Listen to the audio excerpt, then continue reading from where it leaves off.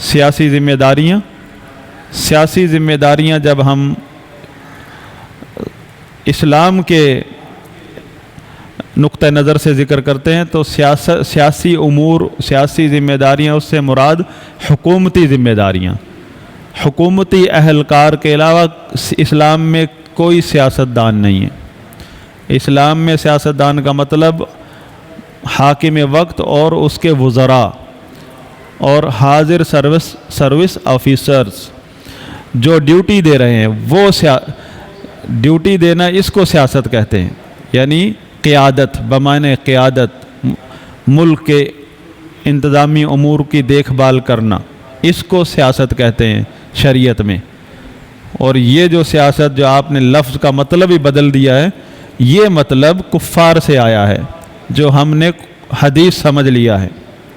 اور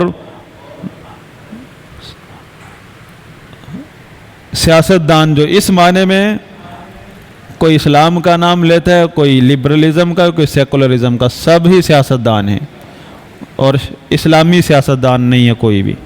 اسلامی نقطہ نظر سے سیاستدان حاضر سروس آفیسرز، ذمہ داران ہوتے ہیں. اور سیاست کا مطلب قیادت، انتظامی امور کی ذمہ داری اٹھانے والا.